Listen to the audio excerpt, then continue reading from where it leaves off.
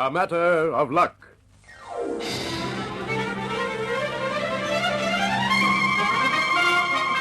A program dedicated to the greatest inventor and scientific discoverer the world has known, Lady Luck, and bringing you in one complete 30-minute presentation two authentic and true stories of remarkable scientific achievement.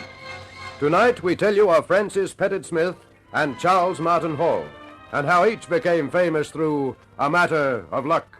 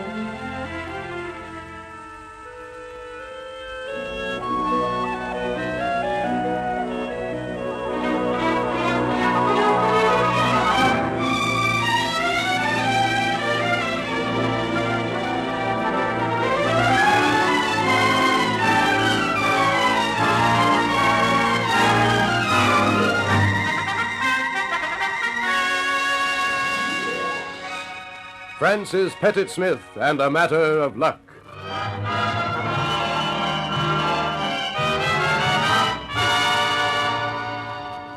Many a man has plodded along a furrow made for him by others or by necessity, though his heart has been a million dreams away, lost in a magic world called If I Only Had a Chance. Francis Pettit Smith was such a man. As a farmer, he certainly plodded his furrow. He certainly had his dreams. And for a farmer, they were strange ones, for he dreamed of ships that moved against the wind, against the tides.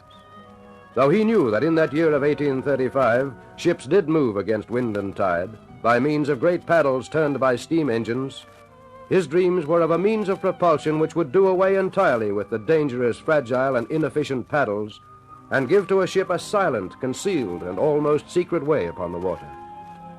And then one day in 1835, Francis Pettit Smith returned from market with a stranger and an air of great excitement. Come in, man. Sit down. Here, take this chair by my desk. You can see better. Thank you kindly, Mr. Smith. Give me your hat. That's it. Now, take a look at that drawing in front of you, Mr. Glencannon. Well. You're by way of being a designer of wee ships, Mr. Smith. A bit rough and ready, I'm afraid. If I'd only become an engineer like you instead of a farmer, by now my ships might be on every ocean of the world. There's still time, if you've got the right ideas. What a stroke of luck it was, meeting my friend Bailey in town, and you with him. For months I've wanted to discuss my ideas with a trained engineer, and to think that Well, let's take a look at what you got here. Well,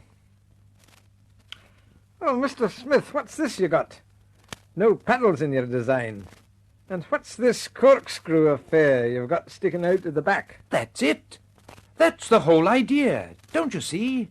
I've discarded the paddles and replaced them with an Archimedes screw. Shades of Jimmy Watt. Next you'll be telling me that the thing works. It does. Have you tried it? Have you built a ship fitted with one of these and tried it? No, I haven't, not yet. But others have. Then how do you know it'll work? Because only 7 years ago, a ship fitted with an Archimedes screw did work. I'm not an inventor, Mr. Glencannon. I'm only correctly applying, I hope, the discoveries of others, mainly those of a man named Joseph Ressel. Ressel had the most damnable luck of any man. He hit upon the idea in 1828 and took his plans to a shipbuilder named Ottavio Fontana in Trieste. Yes, well, of course, my dear Russell, you have not hit on anything new here, have you? No, senor. Nor do I claim to have. But while Bernoulli in 1753 Fitch in 1786 and Delisle in 1814 all went as far as making an Archimedes screw-driven ship. I am the first to apply mathematics to the subject and decide on the best possible shape and size and pitch of the screw. And very well done, too, my dear fellow. Please do not think I wish to belittle your work. Far from it. I am very impressed. Would it be too much to run over your plans again before I make up my mind? Very well, senor. Now, we begin here. Mm-hmm. This drawing shows the ship's stern with the spindle protruding through it. So? Yes. You know how the screw of Archimedes worked. It was like a huge wood auger. Archimedes turned his screw to raise water. My screw, attached to the spindle and turned by the steam engine within the ship, will bore its way through the water as an auger does through wood. And the ship will move rapidly ahead. Yes, yes. Very sound indeed. Herr Russell, my mind is made up. I shall invest money and build your ship, and I have every confidence in it. You will not regret it. That I promise you. Good. A bottle of Chianti to seal the bargain, eh? Chianti, certainly. Oh, there is one thing I would like to ask you, Russell. How is it that no screw-driven ships have ever been successful before? Because we had not the proper engines. Until James Watt gave us the steam engine, what was to turn our screws, eh? A screw must turn rapidly, or instead of propelling a ship, it merely thrashes the water. Yes, of course. Well, now to our Chianti. And did this Mr. Fontana really put money into the scheme? Yes, he built Russell a ship at Trieste, a small but shapely craft with a 6-horsepower engine. But before she could be tried out, permission had to be obtained from the Austrian port police. They gave their consent grudgingly, and at last came the day for testing. The vessel started off, but had only gone a few hundred yards when there was an alarming explosion and she came to a stop. A steam pipe had blown out. Did they fix it? Yes, but unfortunately the Trieste port police wouldn't give permission for a second trial. They considered the new ship too dangerous. So what happened, man? Nothing, except that Fontana withdrew from the scheme. All that remains now is Russell's calculations, and it's on these that I've designed my screw. Aye. For a foreigner, he seems to have had a wee bit of brains in his head. We'll build the screw exactly as he laid down, but we'll make it larger to take the greater power of the engines we're going to use. Mr. Smith, I've followed your very lucid explanations remarkably clearly, but one thing puzzles me. When you refer to we, when you say we'll build and we'll make and we're going to use, to whom does the plural apply? Why, to me and you, man. That is, if you're interested. You're an engineer. I'm not. These drawings are only rough. You can do them properly. You can supervise the building of both the ship and the screw. The building of what ship? Why, the one the Admiralty will authorize me to build. Have you discussed with them yet? No, but I shall. The very week the plans are ready. What do you say, Mr. Glencannon? Are you with me? Well, any man who's already planning to build a ship with Admiralty money afore they've even seen the plans is such an optimist I cannot resist him. Aye, Mr. Smith, I'm with you.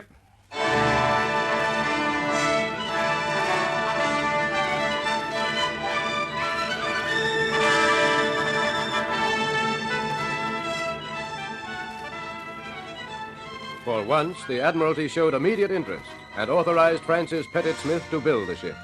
It was a very small vessel of only 6 tons, but it was a success.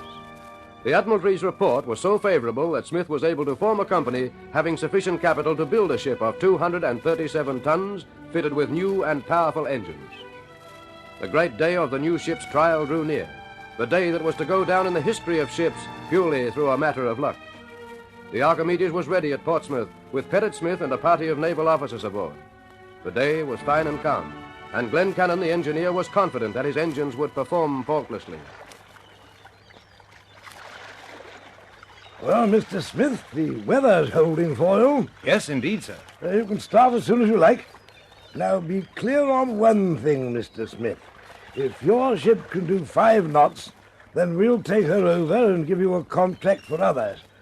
But quite frankly, I can't see her doing more than 2 knots. Shall I order her away? Then we'll see for ourselves. Very well. All sail ahead. Glencannon, full steam. Aye, Mr. Smith.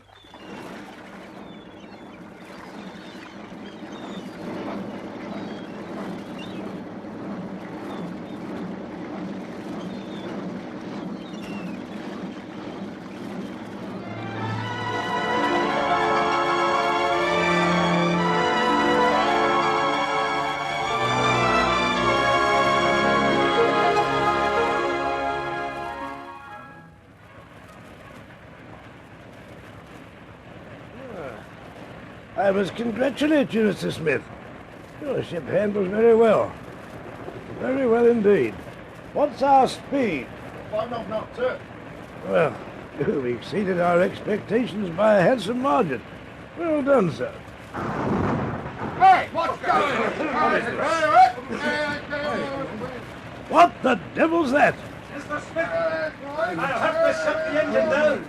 There's something amiss with the screw. All right, Glencannon. Close her down.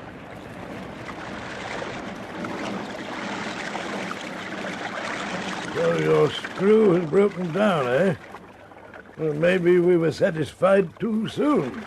It's my opinion, sir, we've struck an obstruction underneath the stern. I'm going overboard to see for myself once I get my clothes off. Very well, Glencannon, but don't take any risks. This is very fortunate for the Admiralty, Mr. Smith, this mishap.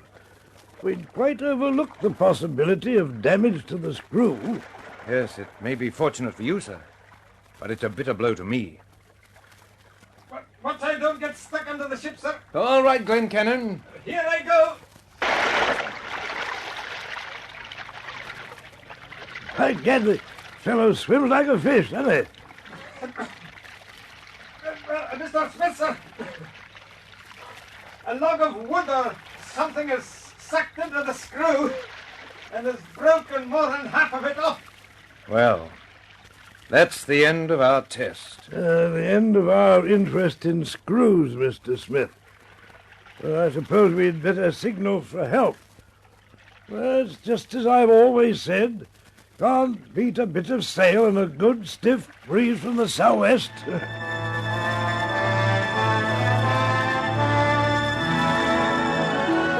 But Smith didn't care for the indignity of being towed back to port, and when the engineer climbed on board, he received certain instructions whispered in his ear by a crestfallen but still stubborn Mr. Smith.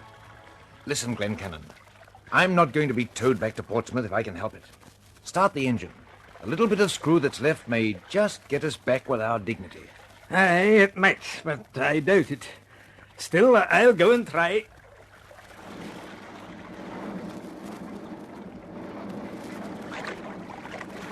Why, Mr. Smith, the ship's moving. Moving fast, too. Glencannon, have you got the throttle wide open? She's not a quarter open, sir. Are we moving? We certainly are. Open it wide as it'll go.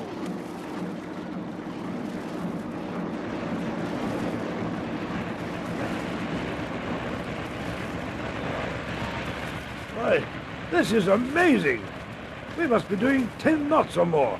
What's the meaning of this? I say, Smith, what have you done? Well, this is the fastest a ship ever steamed. Amazing. Simply amazing. But what have you done?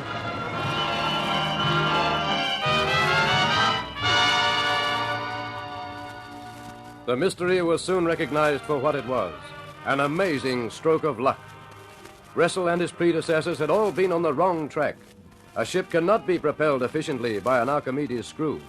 But the underwater obstruction that broke off a large part of Pettit Smith's screw converted it into a rough example of the propellers used today and gave his ship the then astonishing speed of 13 knots. Francis Pettit Smith, by luck, had the invention of the modern ship's propeller thrust upon him, so that his was not a discovery reached by intent. It was purely and simply a matter of luck.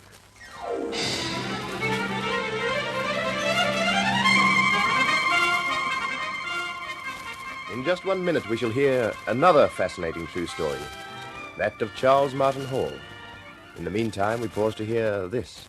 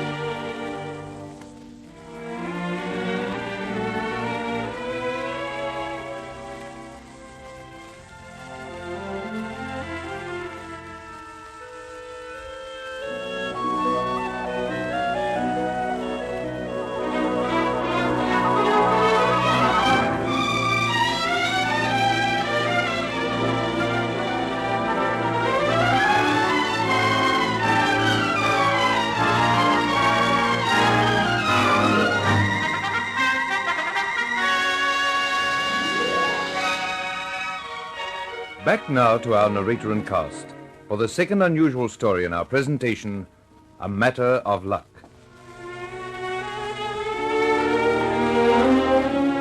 Charles Martin Hall and A Matter of Luck.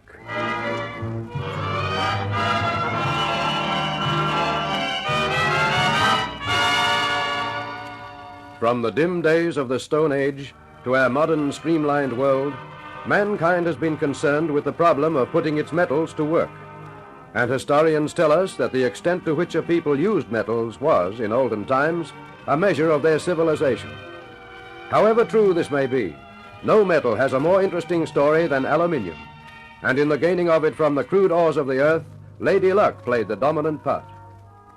Aluminium was discovered in the 18th century by Sir Humphrey Davy, the great chemist, who decided very soon that it was useless.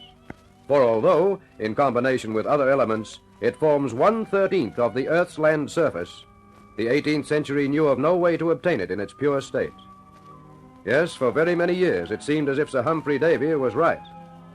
Then in the 19th century, several processes were found by which aluminium could be isolated in its pure state, but in such very small quantities and at such great cost that until Lady Luck and Charles Hall took a hand, aluminium was 20 times more valuable than gold.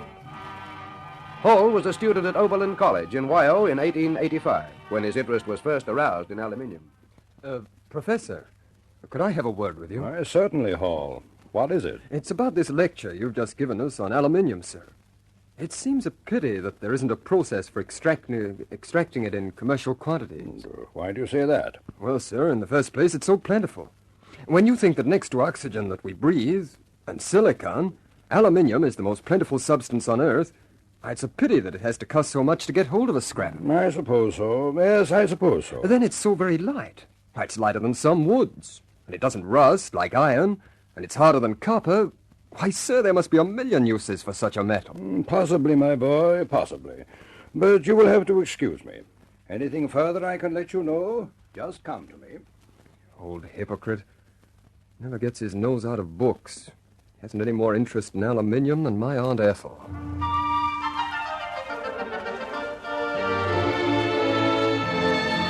From the day of the lecture on the character and properties of aluminium, Charles Hall was a man with one fixed idea: to find a process for the extraction of the metal that would put it within reach of everyone. And in order to further his ambition, he stayed on at Oberlin College after graduating to take advantage of its laboratory facilities.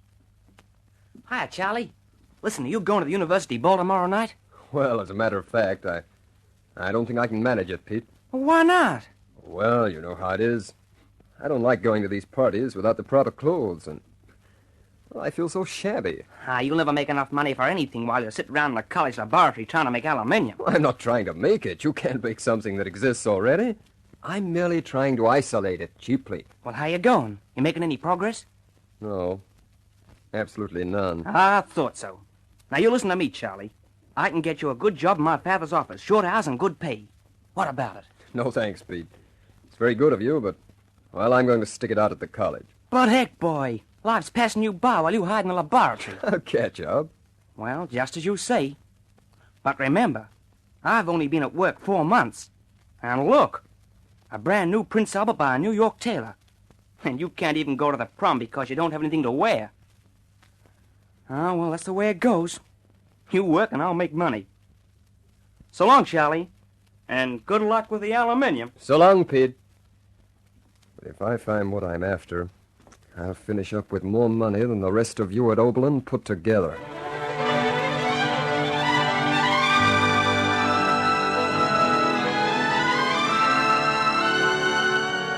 And so young Charles Martin Hall stayed in his laboratory while his friends went their way. But as the months went by, he began to wonder if he were wasting his time trying to achieve success where so many eminent scientists had failed. Then, towards the end of the summer vacation, he decided to take a rest and went to the small town of Thompson, where he was born. But even at home, his obsession with aluminium would not leave him, and it was there that he had his first stroke of luck. Really, Charles? If you don't stop talking about those experiments of yours, I don't know what I'll do. Oh, I'm sorry, Mother. Do I bore you? Bore me? No, it's not that so much, but it It's not right for a lad of your age to moon about so. Oh, I'm not mooning, Mother. Why, you talk as though I was lovesick or something. I'd like it better if you were. It'd be more natural. Here, you've been home a week and haven't even called on Deborah Martin. And her so sweet on you, too. It's a shame. Now, listen, Mother. There's nothing wrong with me. It's just that I've got my mind set on what I'm doing. And I'm not going to give up. Not even for Deborah Martin or any other girl. And why is it so important for you to make aluminium? What's the use of it? Well, for one thing, you could do your cooking with aluminium pots and pans. What's wrong with the pots and pans I cook with at present? Oh, copper's too expensive, damages too easily. Iron is too heavy and too hard to keep clean. We women have been getting along all right with copper and iron for I don't know how many years. And I guess we'll get along for a few more. All right, then. But it would have thousands of other uses, and there'd be a fortune in it. People don't make fortunes pottering in laboratories, son. Now, come on. Take the gun and the dog and see if you can shoot some rabbits. You look as if you need some fresh air. Oh, I thought I might dip into that new book, but... I know best. Out you go. And if you don't want to go shooting, take a walk down to the glassworks and see old Daniel Clark. He's always asking after you. Thinks a lot of you, does old Daniel. Now, that's a good idea. How is he? Ask him when you see him. Now, out you get. I've got my work to do.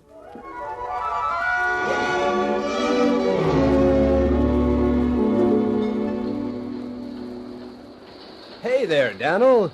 It's me, Charlie Hall. Why, howdy, child. I haven't seen you since you was back home on vacation. Yeah, that's right, Danny.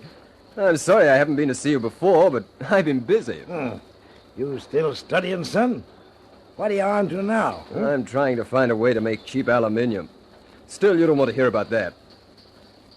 Say, what's that you've got in the furnace, Daniel? Oh, that's cryolite, son. We use it to make glass. Leastways, it helps. It seems to melt easily enough. Oh, sure. Just shovel it in the furnace and she melts right away. No trouble at all. Say, that gives me an idea. Cryolite, eh? That's a double fluoride of aluminium. Ain't nothing but some kind of dirt to me, son. Yeah, that's what it is, all right. And if it melts as readily as all that, I might just be able to electrolyze it. What are you talking about, son? Now, look, Danny, don't mind me. I'm going to rush off home and look up a few things about cryolite. But if I get some pure aluminium, well, it was you who put the idea into my head. So long.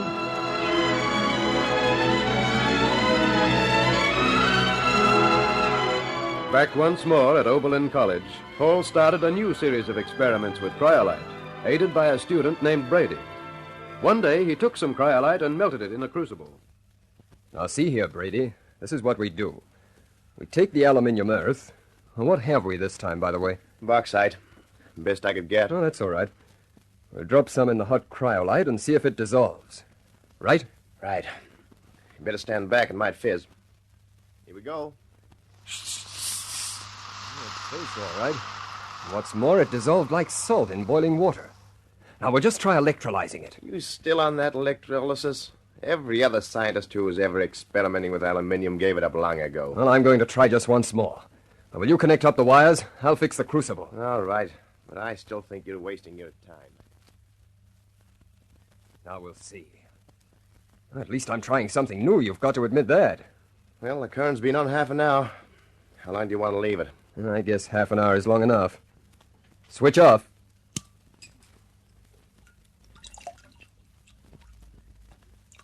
Now then. Well, there we go again. Nothing. Absolutely nothing. Not one speck of aluminium. What do you expect? Oh, I don't know. Could have happened. Look at that electrode. Not an atom on it. Oh, well, where do we go from here? I don't know about you, Hall, but I'm going to find myself another job. I've wasted enough time. Look, let's try just once more. Maybe we didn't leave it long enough. Just once more. Not me. I'm through. Well, take this crucible, will you, before you go? No, take it yourself. For the love of Pete, did you have to knock it out of my hand? Oh, I'm sorry. Honest, I am. Yeah, I'll clean up the mess. It's no use being sorry. That was the last clay crucible. Well, there's a couple more on the shelf. Yeah, but they're lined with carbon. Professor Jewett will knock my brains out for this. Why don't you use one of the carbon crucibles? He won't know the difference. And I'll cover up for you. All right. We'll try once more. But I only hope the carbon crucible doesn't stop any reaction we might otherwise get.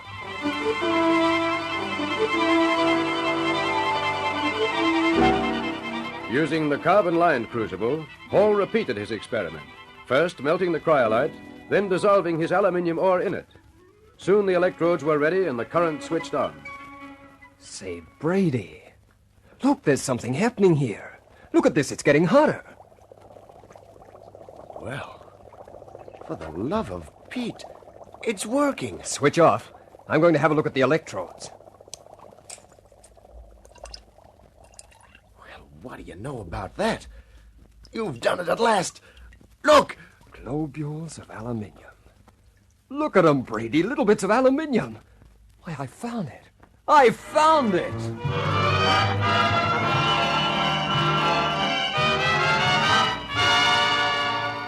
By a stroke of fortune, Charles Martin Hall had discovered the process by which aluminium is purified to this very day. Electrolysis was the answer, but only in the presence of carbon. And that was the secret which scientists had failed to find in 50 years of research. Hall's fortune was made, and although he spent 3 long years before he succeeded in interesting the industrialists, at last his company was formed. Originally, it was known as the Pittsburgh Reduction Company, but it has grown into the mighty Aluminium Company of America, known as Alcoa, the largest concern of its kind in the world. That was the luck of it. A chance remark by the foreman of a glass factory, a dropped crucible, and Charles Hall stumbled upon the discovery that has given the world all the cheap aluminium it can use. Hall's discovery was due in part to his own determination, but as you have heard, it was mainly a matter of luck.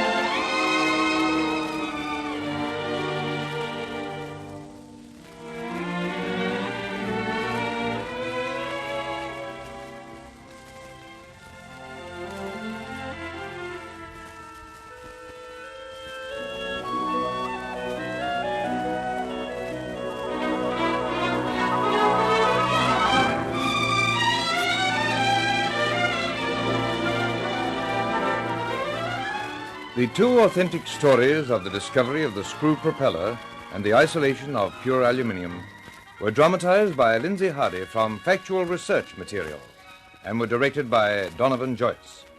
The performers included Grant Taylor, Kevin Gunn, Kevin Brennan, Lou Vernon, Charles McCullum, Alan Trevor, Ethel Gabriel, Douglas Herold, Peter Dunstan, and Norman Blackler. Your narrator was Ward Leopold, who invites you to listen again 1 week from now, same night, time, and station, for a further fascinating half hour of A Matter of Luck, a Donovan Joyce production.